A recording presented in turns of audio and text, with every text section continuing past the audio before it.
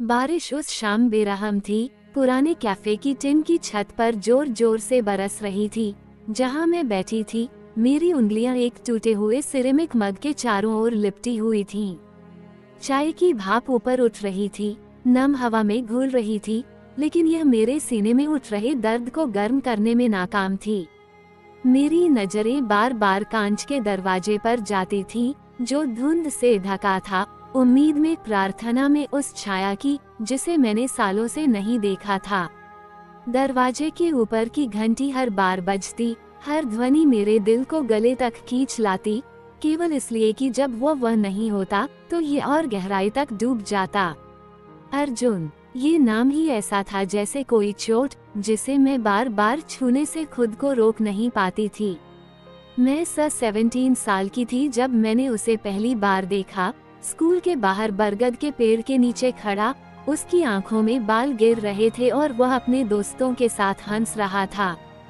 सूरज ने उसके चेहरे के किनारों को पकड़ा, उसे सुनहरा रंग दिया, और मैं कसम खाती हूँ, मेरी सांस वहीं अटक गई, उसके बेफिक्र आकर्षण के जाल में फंस गई। मैं बस एक और लड़की थी, फीकी नीली दुपट्टे में, अपनी किताबें सीने से चिपकाए हुए, लेकिन जब उसकी नजर मुझ पर पड़ी, पल भर के लिए उड़ती हुई, मुझ में कुछ हलचल हुई। जैसे कोई बीज जो बहुत समय से दबा था, आखिरकार एक नजर के वजन तले टूट पड़ा। हमने महीनों तक बात नहीं की। मैं उसे दूर से देखती थी, ये याद करती थी कि गणित की क्लास में उसकी उंगलियां बेचैनी से मेज पर कैसे थपथपाती थीं, कैंटीन के पीछे आवारा कुत्तों को खाना खिलाते वक्त उसकी आंखें कैसे नर्म पड़ जाती थीं। मेरे दोस्त मुझे चिढ़ाते, कहते कि मैं एक सपने में खो गई हूँ, लेकिन मुझे परवाह नहीं थी। उसकी हर चुराई हुई नजर मेरे लिए एक राज थी, जो सिर्फ मुझे पता था। फिर एक मानसून की दोपहर, जब आसमान फट पड़ा और मैं स्कूल की टपकती छतरी के नीचे भीगती खड़ी थी, वह आया।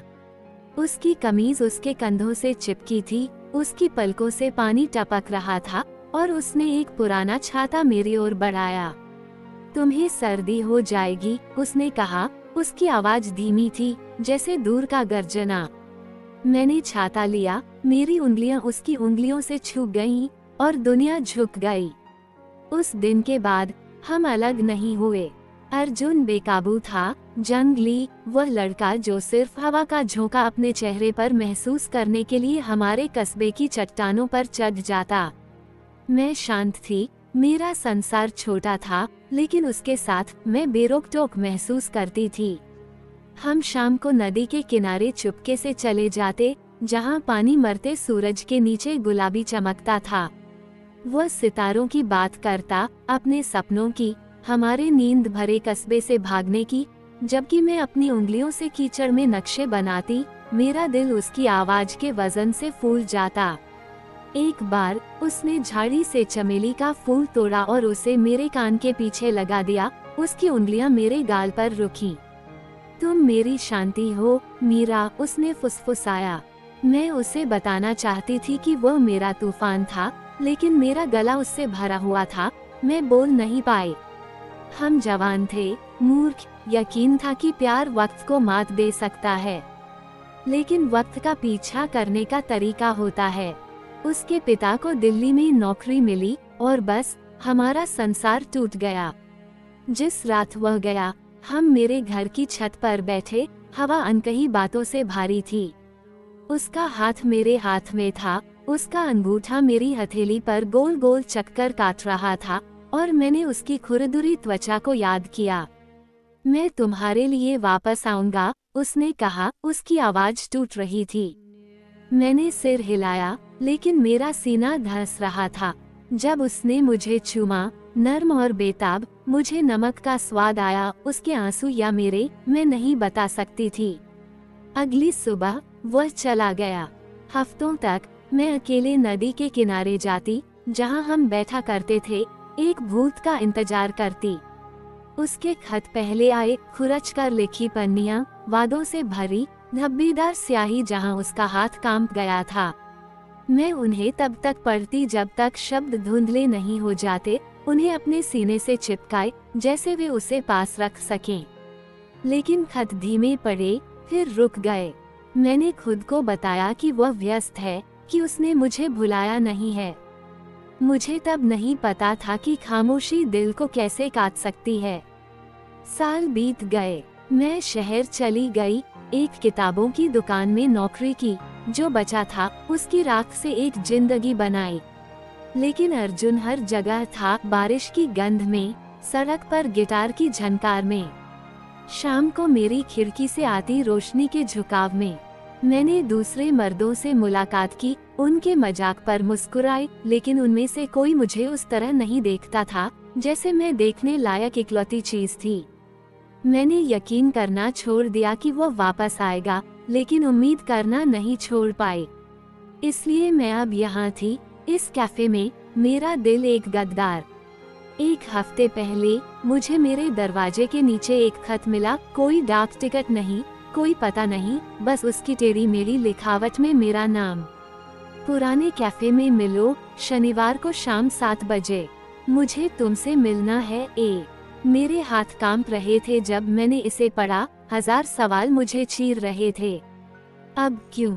वह क्या चाहता था? क्या वह हमेशा के लिए वापस आया था, या ये बस एक और अलविदा था? मैं तब से सोई नहीं थी, मेरा दिमाग यादों और डर में उलझा था, मेरा शरीर उस लालसा से बेचैन था जिसे मैंने दफन कर दिया था। कैफे का दरवाजा फिर खुला और मेरा सिर झटके से उठा। एक आदमी अंदर आया, अपने कोट से बारिश झाड़ते हुए, लेकिन वह नहीं था। मैंने सांस छोड़ी, मेरी उंगलियां मग को और कसकर पकड़ रही थीं। काउंटर के ऊपर की घड़ी 7:15 को पार कर गई। शायद वह नहीं आ रहा था, शायद यह एक गलती थी। लेकिन फिर दरवाजा फिर खुला और वह था अर्जुन। वह अलग था, लंबा, चौड़ा, उसकी छोटी दाढ़ी के हल्के साए में और तेज। उसके बाल छोटे थे, अब उसकी आंखों में नहीं गिरते थे, लेकिन जिस तरह वह चलता था, वह शांत आकर्षण वही था। मेरी सांस रुक गई और एक पल के लिए मैं फिर से 17 की थी, बरगद के पेड़ के नीचे खड़ी, मेरा दिल अपने आप ठोकर खा रहा था। उसकी आंखें कमरे के पार मेरी आंखों से मिली और दुनिया गायब हो गई।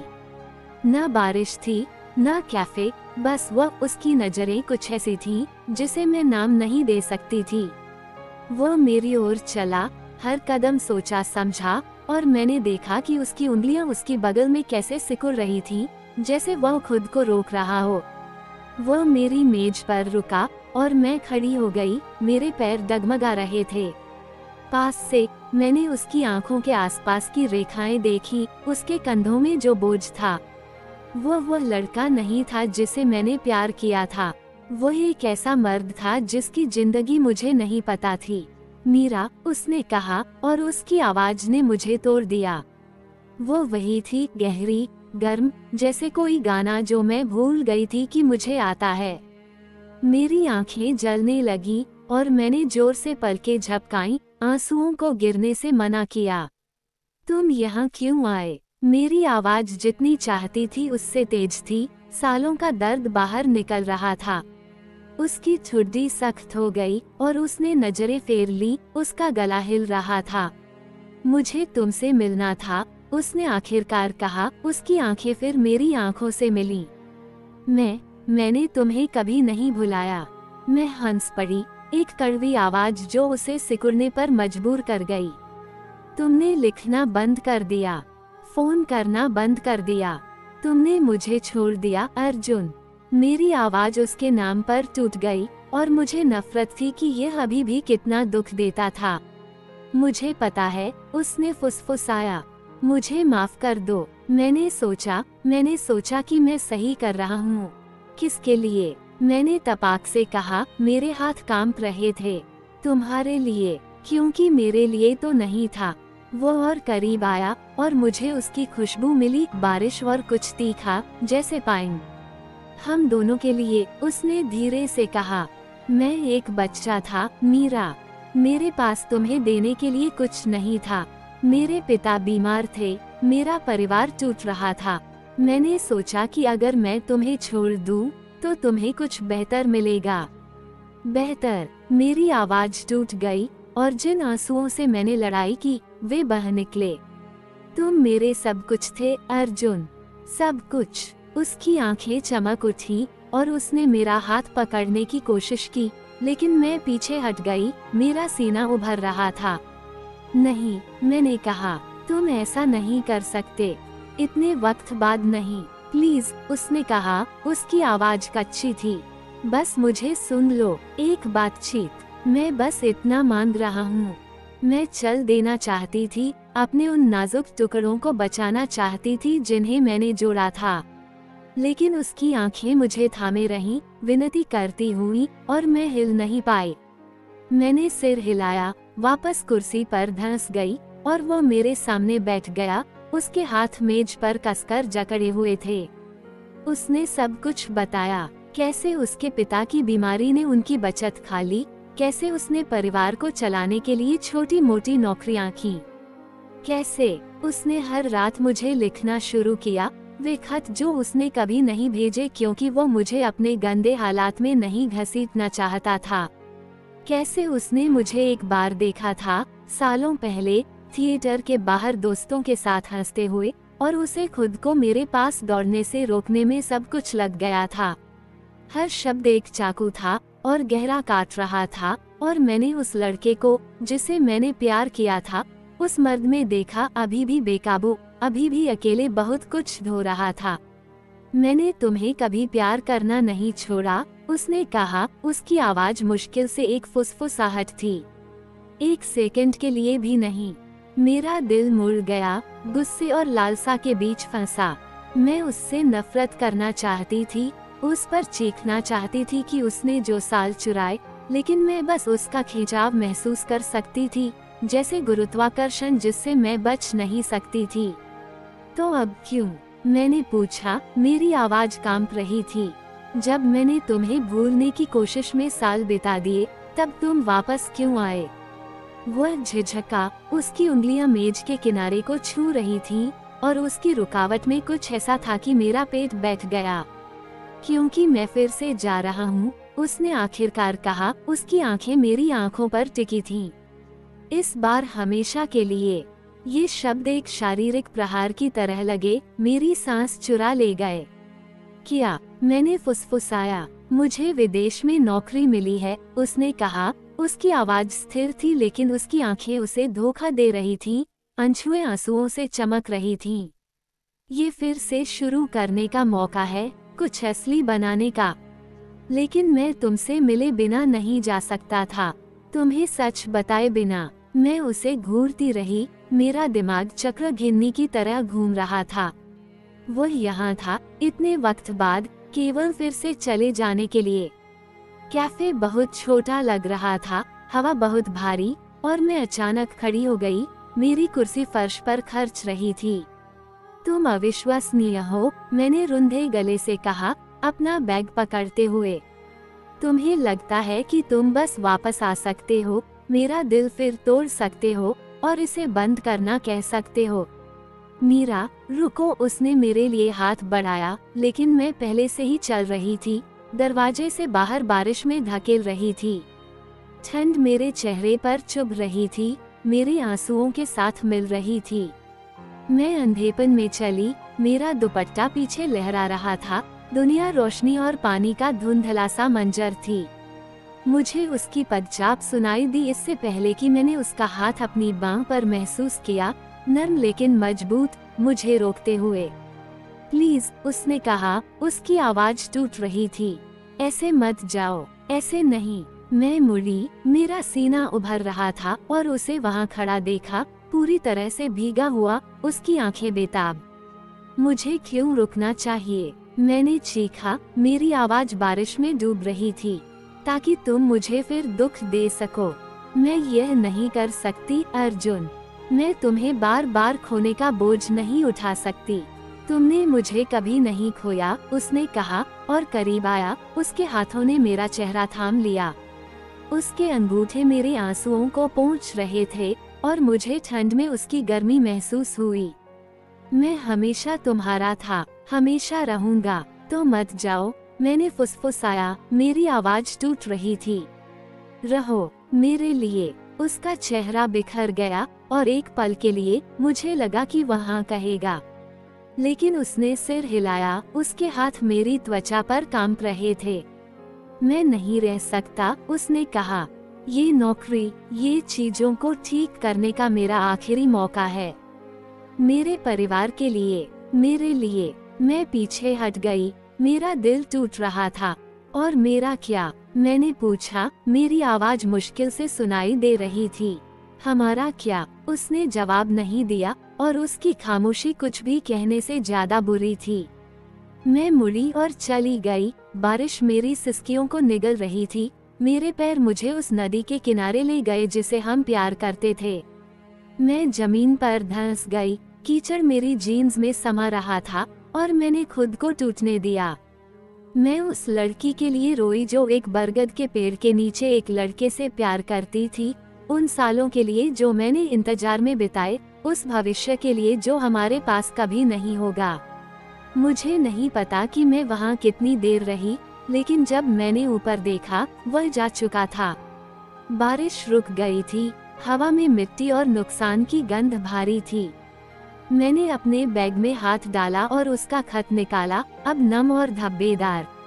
मैंने उसे खोला। मेरी उंगलियां कांप रही थीं और आखिरी पंक्ति पढ़ी जो मैंने पहले नहीं देखी थी। अगर मैं तुम्हें दुनिया दे सकता, मीरा, तो देता, लेकिन मेरे पास बस इतना है, मेरा सच और मेरा दिल हमेशा तुम्हारा। मैंने खत को अपने सीने से लगाया। मेरे आंसू स्याही पर गिर रहे थे और मुझे पता था कि मैं उसे हमेशा अपने साथ रखूंगी, एक घाव जो कभी पूरी तरह ठीक नहीं होगा। ऊपर सितारे टिमटिमा रहे थे, ठंडे और दूर, और मुझे ख्याल आया कि क्या वह भी उन्हें देख रहा होगा, जहाँ कहीं भी था, मेरे बारे में सोच रहा होगा। अगले दिन मैं कैफे वापस गई, उम्मीद के खिलाफ उम्मीद करते हुए कि वो वहाँ होगा, लेकिन मेज खाली थी, मग ठंडा था। मैं फिर भी बैठ गई, सिरेमिक की दरारों को छूती रही और मैंने खुद को एक अलग अंत की कल्पना करने दी, जहां वह रुका, जहां हमने अपने अतीत के टुकड़ों से एक जिंदगी बनाई। लेकिन जिंदगी कोई कहानी नहीं है जिसे आप फिर से लिख सकते हैं। हफ्तों बाद मुझे पता चला कि वो लंदन चला गया। एक दोस्त के दोस्त ने बेतकल्लुफी से इसका जिक्र किया, यह नहीं जानते कि ये शब्द मुझे कितना चीर देंगे। मैंने मुस्कुराया, सिर हिलाया और अपने शांत अपार्टमेंट में चली गई, जहां मैंने एक मोमबत्ती जलाई और उसकी लौ को नाचते देखा। मैंने रोया नहीं, मैंने काफी रो लिया था। इसके बजाय मैंने उसका नाम अंधेरे में फुसफुसाया, एक प्रार्थना या एक अलविदा, मुझे यकीन नहीं था। कभी कभी मैं अभी भी नदी के किनारे जाती हूँ, वहाँ बैठती हूँ जहाँ हम बैठा करते थे, और अपनी आंखें बंद करती हूँ। मैं लगभग उसे वहाँ महसूस कर सकती हूँ, उसका हाथ मेरे हाथ में, उसकी हंसी हवा में। और उन पलों में मैं खुद को यह मानने देती हूँ कि प्यार, भले ही वह आपको तोड़ दे, इसके लायक है। क्योंकि थोड़ी देर के लिए मैं उसकी थी और वह मेरा था, और यह काफी था।